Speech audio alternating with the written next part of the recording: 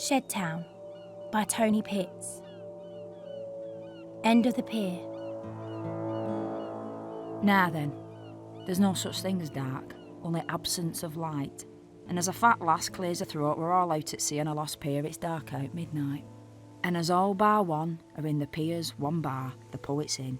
One man and his emu are shivering on moonlit vast lattice decking. His missus, he stood at the bar, begging. Oh, go on, Father Michael. Let him come in. Please. Jay was very welcome, Diane, so he is. But not with that bird. Oh.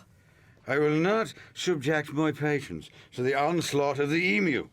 His sudden violent attacks are not acceptable responses to the poetic milieu, the civilised ambiance I have created here. Oh, go on. No! Oh, you're a right mardy get you sometimes. Father. Excuse me, William. Pint of bitter, Father Michael. What would you like, my love? Golden years, go hold, what. Don't let me hear you say life's taking you nowhere. Angel, come get up, my baby. And I'll have a leap from me. Then I'm going back on the dodgems and you'll come in. Yes, my love. Good in here, isn't it? Yeah, I suppose. Talk, Jim. Hey, I don't know. Can't put my finger on it. Here you are. This'll cheer you up. Got a joke for you. I don't feel like a joke. I'm just going for a pee, Barry. He won't let you in, Dave.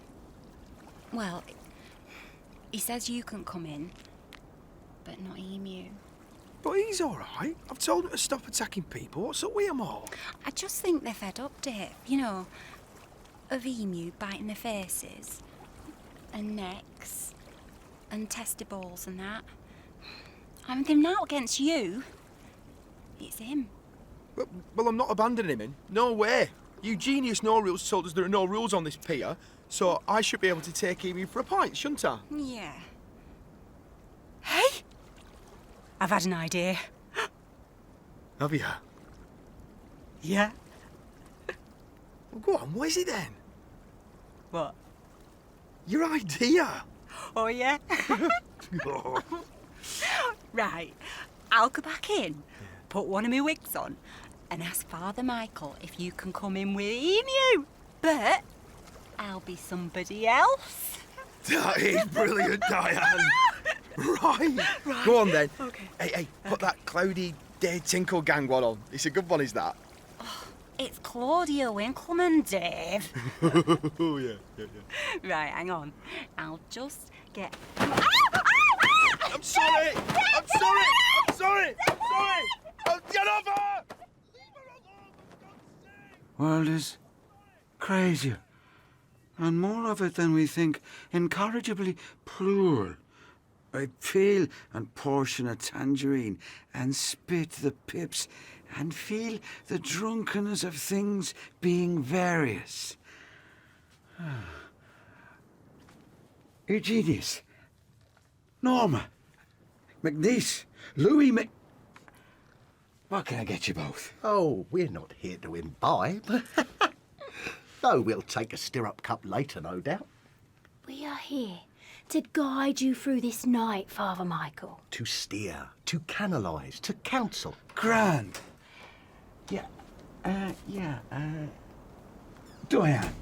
So, like, Dave's outside with Emu, and he's really, like, fed up. So, you know, like, boo-hoo and all that stuff. I mean, you know, like, really fed up, as in beyond fed up, because you won't let him in with Emu, and he's just like, well, this isn't fair, boo-hoo. And he's going, just ask... Have! Make her stop, somebody! Diane, come here. It's all right. Sorry, I've got a father. Keep her away from me. Jesus, I need another drink. She's made me feel like a cat in the wind. Barry, listen, it's Dave and Emu. They're both, like, totally boo-hoo, and, you know, Yeah, I mean, it's one... I heard. I got it.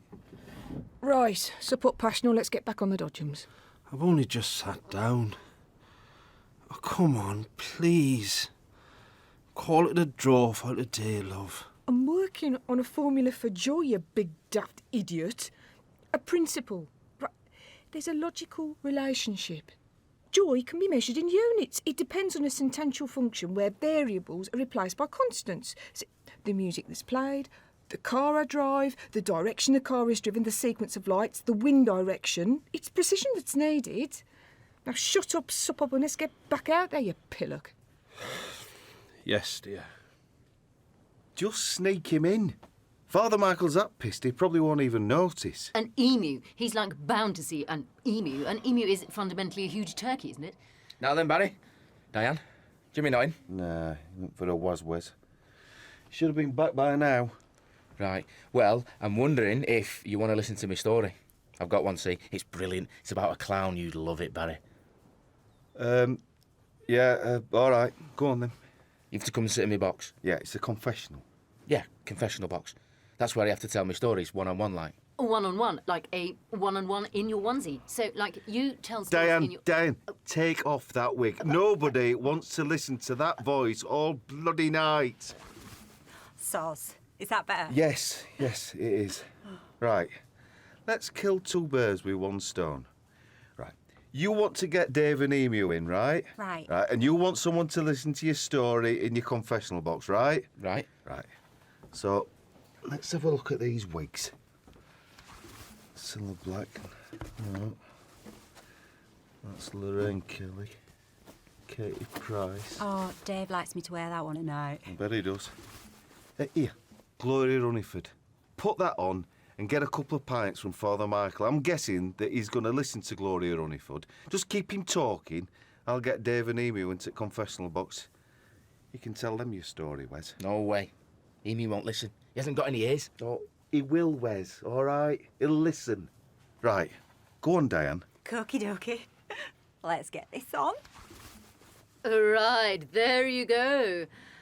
Father Michael, how about a couple of those wonderful dark heavy-bodied ales? And may I say, you're looking absolutely stunning this evening.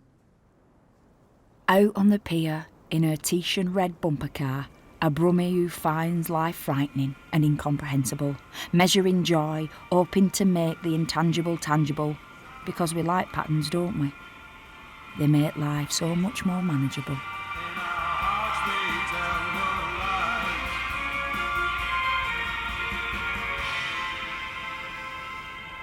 That's the music.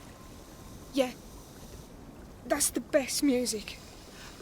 So I know the best music, and I like it best when I keep changing direction, like water when it's flowing, and then I like it when I turn the wheel really hard one way and I go backwards, and I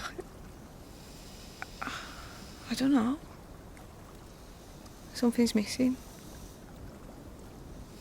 What's missing, Passional? Could it be me? No, I don't know. No. Well, I don't know, love. I wish I did. Another go? Yeah. Yeah, another go. Bloody hellfire. Right. Insert your token. Hold tight.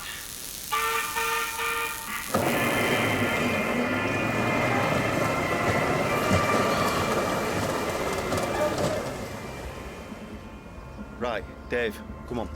Was it? No, I was sneaking you in. You can sit in Wes's confessional box listening to one of his terrible stories. Oh, brilliant. Thanks, Barry. Yeah, give Emu a stroke, Barry. He likes you, does Emu? You never give him a stroke, have you? Dave, if that bird's beak goes within a foot of me, I'll smash your face in. Right? Now, come on. And at the end of the pier, the wheel was set in motion, and the moonlit sea became a brilliant mirror in which Jimmy's dismal, imperfect nature was reflected. He was becoming overwhelmed by memories. It's to be expected. And back in the bar, Diane's glorious Honeyford trap was in full effect. Would she like to hear a poem? You bet. Not one of my own, I'm afraid. Well, you know what they say, Father. Immature poets imitate, mature poets steal. Isn't that true? So,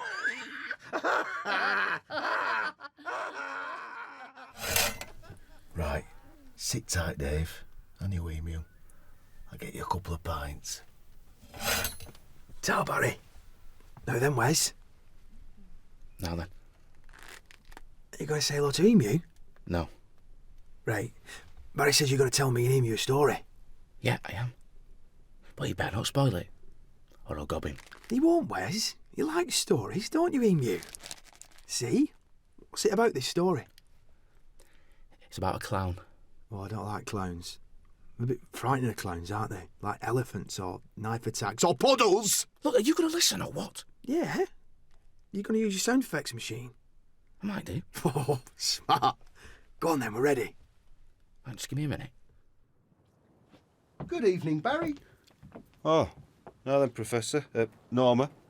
Good evening, Barry. And please, it's Eugenius, not Professor, on tonight of all nights. I never asked you, did I? What are you a professor of? Oh, that's easily answered. I used to ride my bicycle off the end of the pier, didn't I, Norma? It was quite a spectacle. Ah, I bet. What did you mean then? Tonight of all nights? All will become clear. Instinct, Barry, is a powerful impulse to be impelled, imbued with intuitive power. Right. Haven't seen Jim, have you? On your rounds, he seems to have disappeared. You'll be seeing Jimmy shortly, Barry. A few things have to happen first. Ah, the lovely Diane. Eugenius, Norma, how lovely to see you both. And may I say you're both looking absolutely stunning this evening. Well, thank you, my dear. Now, could you slip off your wig for me? We're going to need you to be the real Diane over the next hour. Not a problem. They are. Hey, aren't they weird, them wigs? I feel totally different in them. Feel like somebody else. Yes, you can be who you want to be, can't you?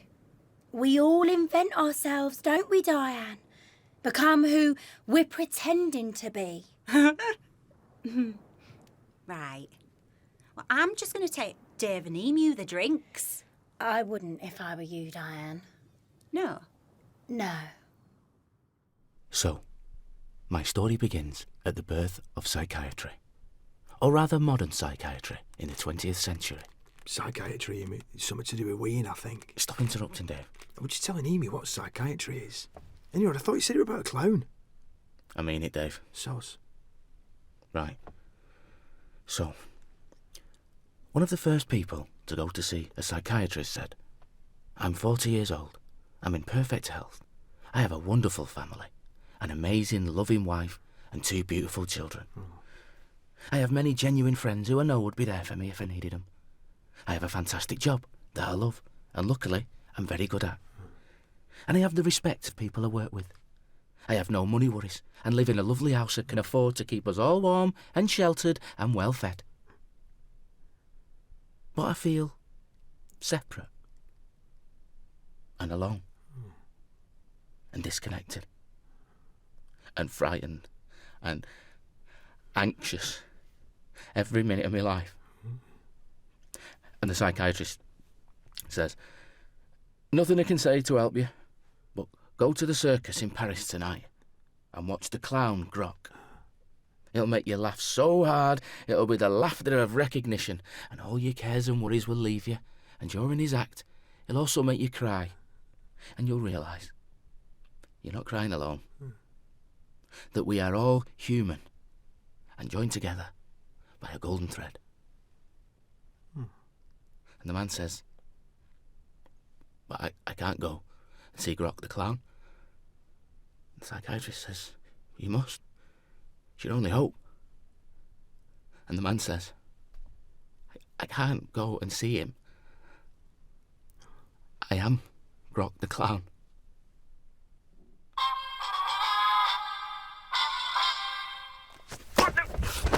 Get off him! Get off him!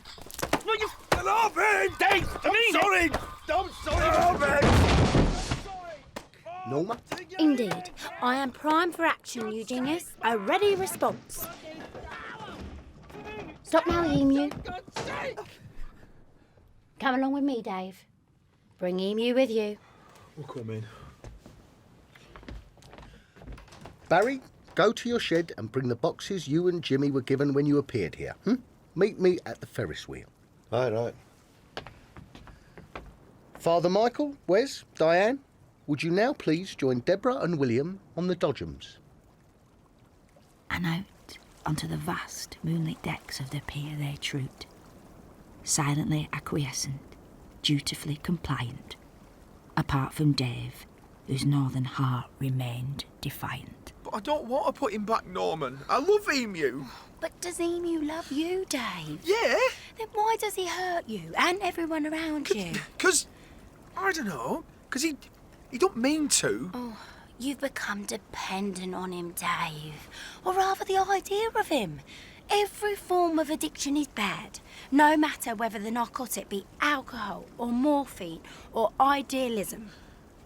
I'm addicted to Emu. You are, Dave. Now, here we are at the ghost house. Could you return Emu to the box you found him in? It's for the best, isn't it? It is. I'll wait here for you. You may find that once you've put him down, you'll find something else to hold your attention. Right. Eugenius, I got the boxes. You all right, Jim? You just disappeared. Yeah, well, kind of. Climb aboard, Barry. Let us ascend to widen our perspective. Climb to a position that broadens our view.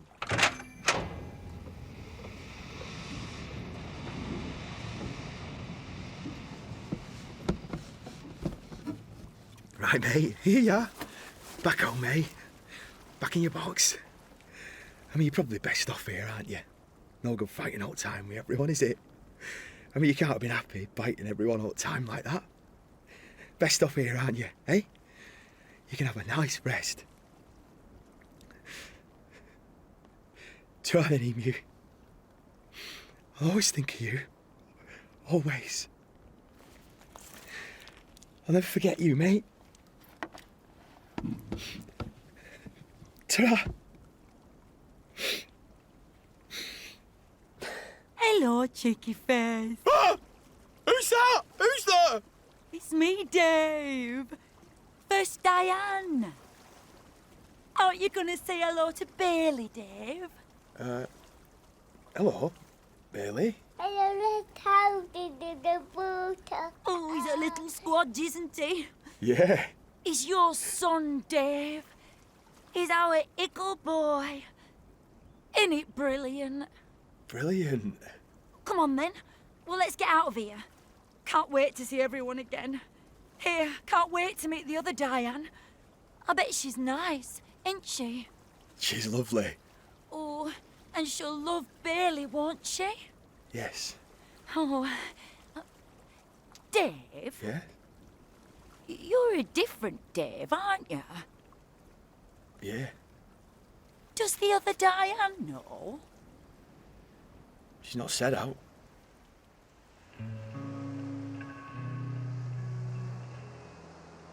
How does Jimmy feel? 300 foot up on a Ferris wheel with Barry and Eugenius. Something's changed. Something's ending. This is serious. I don't know. We're free here, aren't we? Free to do what we want, miles away from everyone. But every day feels like a small death. Thought I'd be happy, but I'm not. This is another hiding place, Jimmy. They always become prisons. Flowers grow on the side of the mountain, Jimmy, not on the top. People's lives are led with the idea of happiness being the destination. It's the journey, Jimmy. The flowers are under your nose. Every time you run away, you trample them underfoot. Now look in the box I gave you when you appeared. What's in the box? Nothing. It's just an empty box.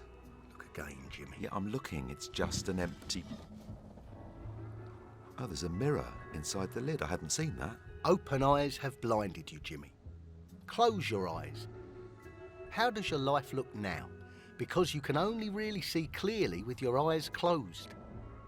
How does tomorrow look? Look straight ahead with positivity, because you will go where you are looking. No one can tie you down and no one can set you free. Only you. Take a look through your binoculars, Barry. What can you see? Well, the sea and the moon and the stars, that's what I'll see. Then look. I can see Sheffield.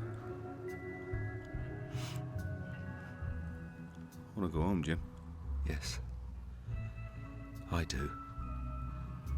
Now all haste to the Dodgems. We have little time left. Something to be learned. No need to hold up a mirror when you've had a taste of diamond, you don't want glass. And as other Diane climbed into a bumper car, all the other Sheddists saw, agape, agog, aghast. Dave crossing that rubber track with a babby and another lass. Hey, Dave. You got rid of Emu? Yeah. Diane? Yes, Dave. This is first Diane.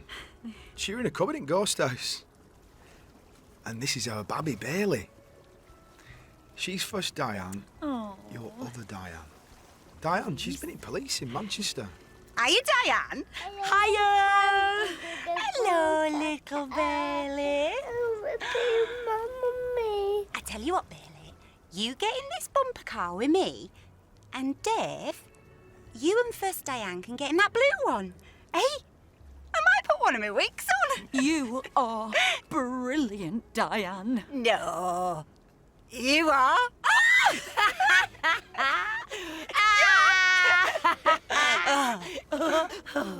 Listen, everyone. Me and Barry have been talking, and I'm afraid this is it. This is the end. We're going home. We're going back to Sheffield. Yeah. I wanted to. Yes. We can all live together, can't we? Me, you, first Diane, and little Bailey. Yeah. Oh, And we can live as man and wife, Deborah. You're a different William. Yeah. I was available. You are the one I want. Ooh, ooh, ooh. Then all our Cupranol Galacticos clambered into their cars with coordinated cooperation in unison. In their hearts, the Sheddists had reached a conclusion. Don't run away and hide from life. Throw yourselves into the traffic en masse. Yes, you will come into contact with others. Just don't set out to crash. A man travels the world in search of what he needs and returns home to find it. Hold tight, hold tight, hold. Oh, yes! Yes!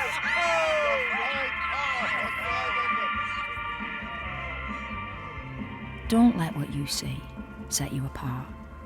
Recognise the light in your heart. Listener, if you're looking for consistency, then listen. We're sorry. This isn't it.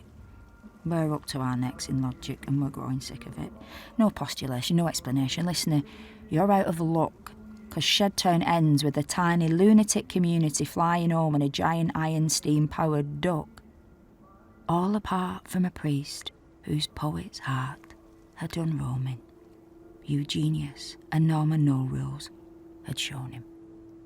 Gentlemen, I can no longer bear the richness and extraordinary beauty of this world. I'm staying here. You know the pier will disappear into the sea as soon as we leave it. As everywhere does. I do. From the great deep to the great deep I go. Goodbye, Michael.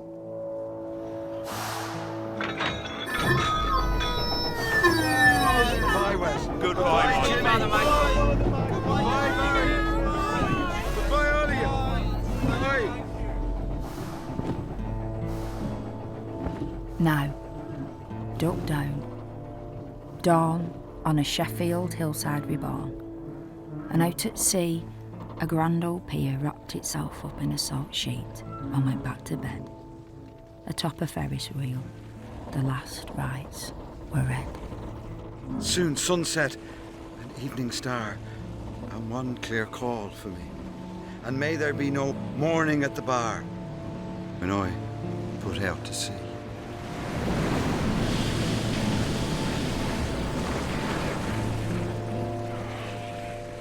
As the dawn breaks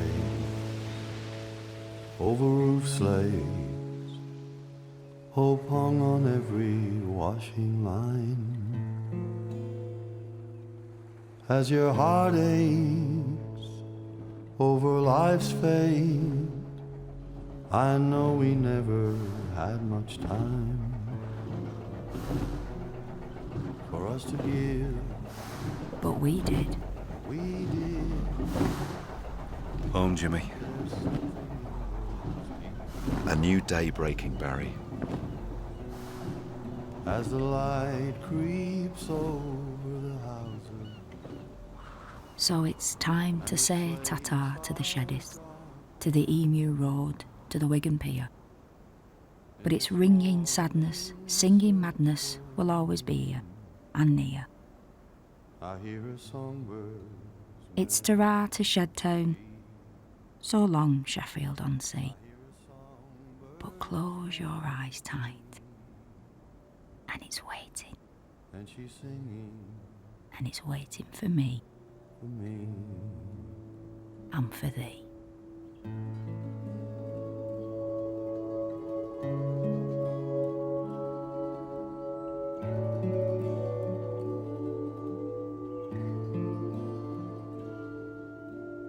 In Shedtown, Barry was played by Tony Pitts and Jimmy by Stephen Mangan.